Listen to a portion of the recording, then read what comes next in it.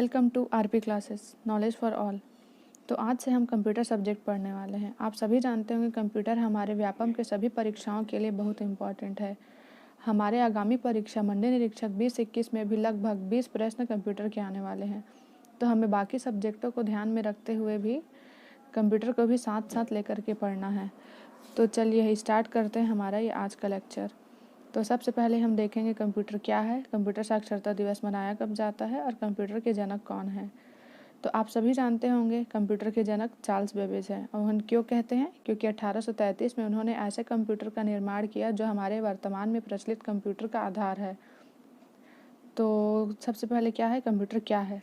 तो आप सभी जानते हैं कंप्यूटर बेसिकली एक इलेक्ट्रॉनिक डिवाइस है जो डाटा तथा निर्देशों को इनपुट के रूप में ग्रहण करता है तथा निर्देशों के अनुरूप विश्लेषण कर आउटपुट देता है। अर्थात ये क्या करता है? इनपुट लेता है, प्रोसेस करता है, आउटपुट देता है।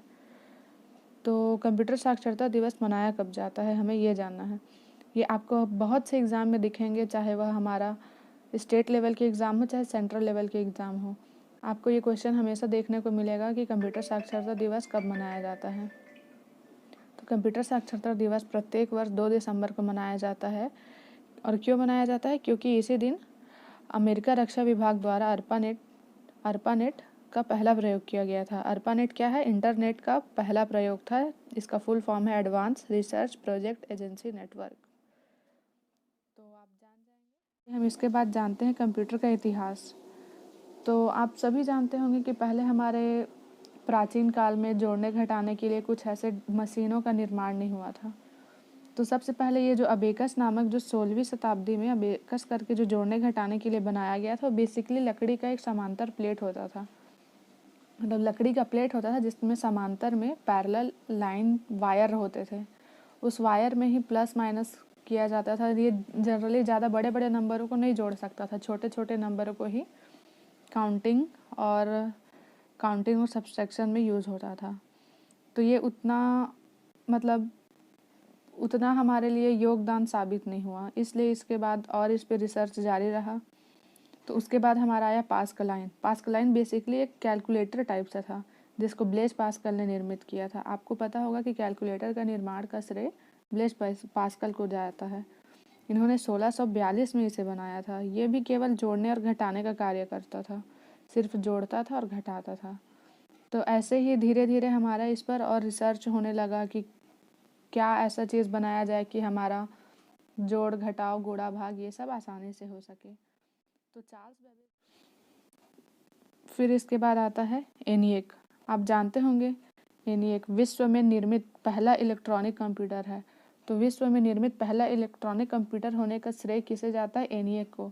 ये सभी एग्ज़ाम में आया हुआ है। इस बात को आप अच्छे से याद रखिएगा कि विश्व में निर्मित पहला कंप्यूटर कौन सा है। तो वो है एनिएक। इसका फुल फॉर्म है electronic numeral integrator and calculator. Electronic numeral integrator and calculator.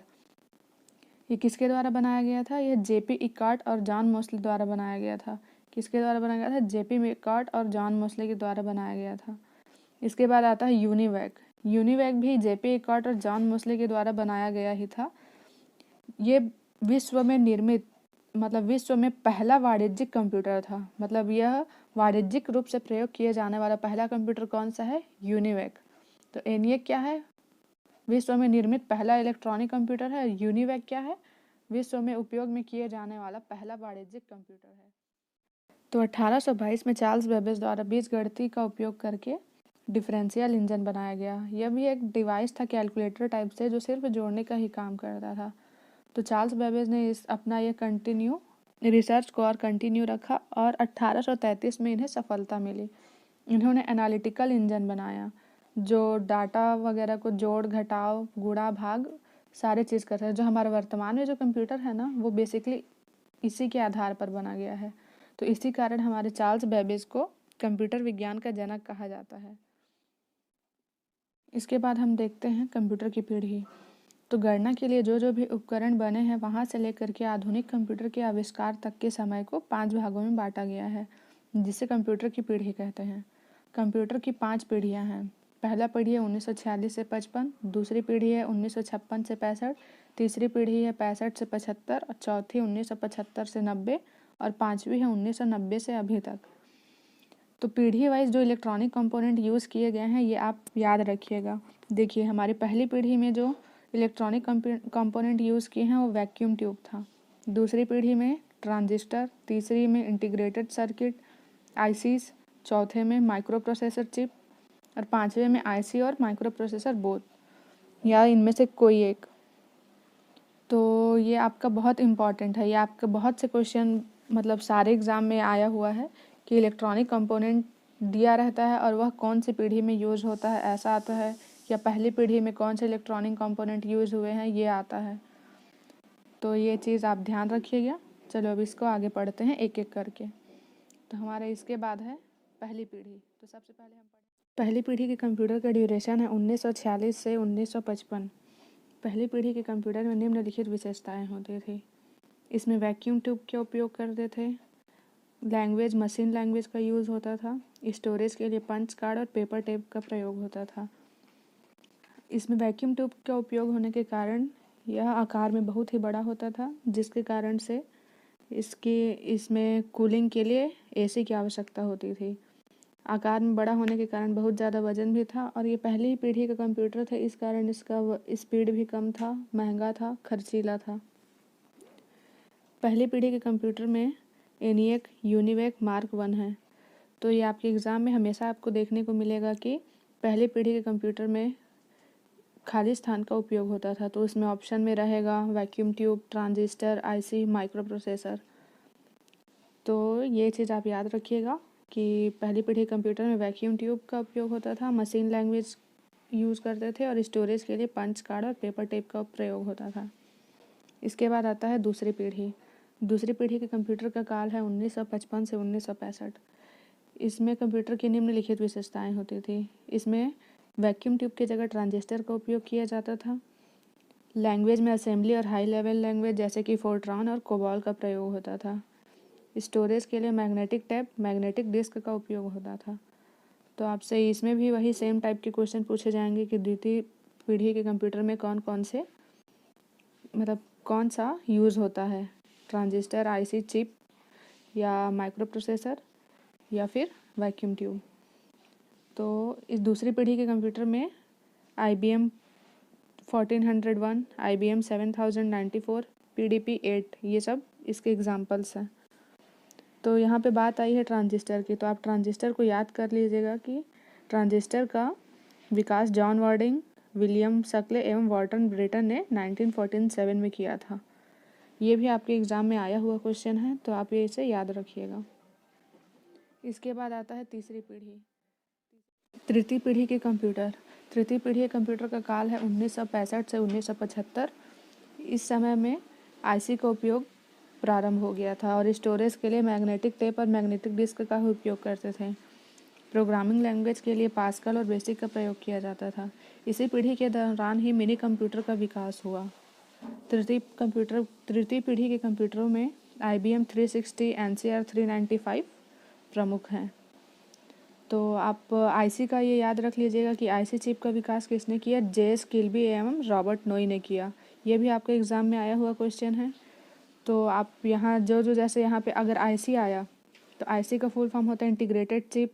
तो आईसी का विकास किसने किया, ये चीज़ आप हमेशा ध्यान रखें। पर्टिकुलर जो टॉपिक आपका आता है उस टॉपिक के बारे में आप वहाँ पे नोट करके लिख लीजिए, ताकि ये आपको जब भी दिखेंगे तभी याद रहेंगे। इसके बाद आते हैं चौथी पीढ़ी। चौथी पीढ़ी का काल है 1975 से 1990। इस समय में माइक्रो प्रोसेसर का यूज़ होने लगा। माइक्रो प्रोसेसर भी एक चिप होता है जिसमें लाखों कंपोनेंट एक साथ जोड़ सकते हैं। इसमें स्टोरेज के लिए रैम का उपयोग किया जाने लगा। VLSI मतलब वेरी लार्ज स्केल इंटीग्रेशन का उपयोग किया जाता था और लैंग्वेज के लिए C लैंग्वेज का प्रयोग होता था। इसी पीढ़ी के दौरान ही PC कंप्यूटर और माइक्रो कंप्यूटर का विकास हुआ। चौथी पीढ़ी के कंप्यूटरों में इंटेल 4004 प्रमुख है।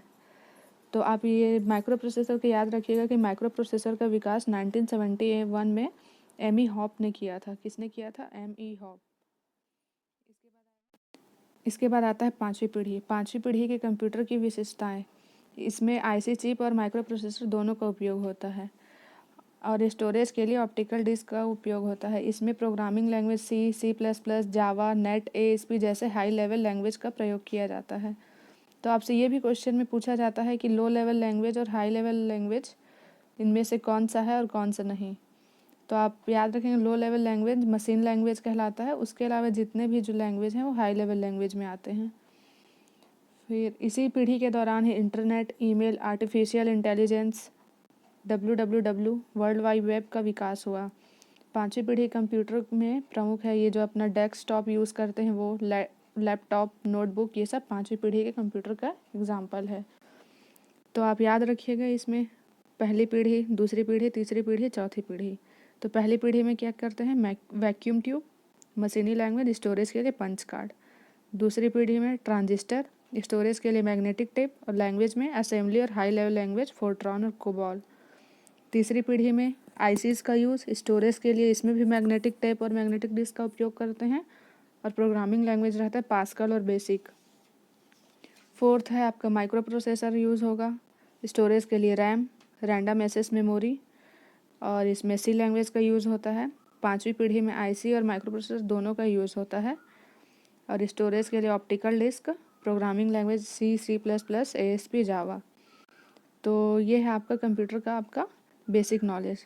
कंप्यूटर क्या होता है, कंप्यूटर का इतिहास और कंप्यूटर की पीढ़ी। अब इसके बाद हम लोग कंप्यूटर का और आगे क्लास कंटिन्यू करेंगे। आपका ये क्लास रेगुलर रहेगा। ठीक है, थैंक यू।